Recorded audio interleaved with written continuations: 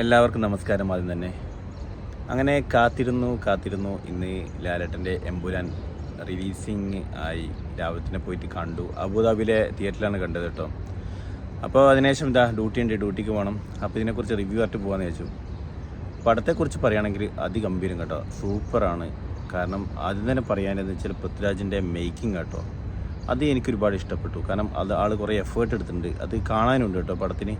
പിന്നെ കുറേ രാജ്യങ്ങൾ പോയിട്ടുണ്ട്. അത്യാവശ്യം പൈസ മുടക്കിയ ഒരു പടം തന്നെയാണ്. അത് കാണുമ്പോൾ തന്നെ നമുക്ക് അറിയാൻ പറ്റും അതിൻ്റെ ഒരു ക്വാളിറ്റി ആ പടത്തിനുണ്ട് കേട്ടോ. ആ മേക്കിങ്ങിൽ ആ ഒരു ക്വാളിറ്റി ഉണ്ട്. അതുമാത്രമല്ല ലൂസിഫറിൻ്റെ തുടർച്ചയായ ഭാഗം എന്നുള്ള രീതിയിലും നല്ല ഒരു അതേ ലാലേട്ടൻ അതേ ഗെറ്റപ്പിൽ തന്നെ വരുന്നുണ്ട്. ലാലേട്ടനെ കുറിച്ച് പറയുകയാണെങ്കിൽ പിന്നെ പറയേണ്ട കാര്യമില്ലല്ലോ. ആള് നല്ല കഥാപാത്രമാണ്. ആള് അടിപൊളിയാക്കുന്ന കാര്യത്തിൽ ഒരു സംശയമില്ല. അതുപോലെ തന്നെ ഇതിലും ആള് സൂപ്പറാണ്. അതുപോലെ തന്നെ മുരളി ഗോപിൻ്റെ തിരക്കഥയും നന്നായിട്ടുണ്ട് കേട്ടോ. അപ്പോൾ നിങ്ങൾക്ക് എല്ലാവർക്കും പോയി വാച്ച് ചെയ്യാൻ പറ്റുന്ന ഒരു നല്ലൊരു മൂവി തന്നെയാണ്. കാരണം ഇതിൽ എനിക്കൊരു പോരായ്മയായിട്ട് തോന്നിയതെന്ന് വെച്ചാൽ ഇതിൽ 3 മണിക്കൂറോളം ഒരു കുറച്ച് ടൈമിംഗ് കൂടുതലില്ലതായിട്ട് എനിക്ക് തോന്നി കേട്ടോ. കാരണം കുറച്ചും കൂടി കുറച്ചായിരുന്നു നന്നായിരിക്കും കേട്ടോ. എന്നാലും കുഴപ്പമില്ല, അത്യാവശ്യം നല്ല എൻഗേജ്മെൻ്റാണ് പടം, നല്ല സൂപ്പറാണ്. ഇതിൽ സർപ്രൈസായിട്ട് കുറച്ച് ആൾക്കാരൊക്കെ ഉണ്ട്.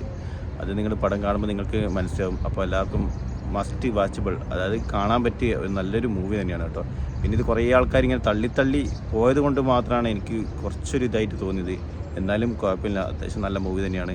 നിങ്ങൾക്ക് എല്ലാവർക്കും പോയി കാണാൻ പറ്റുന്ന ഒരു മൂവി തന്നെയാണ്.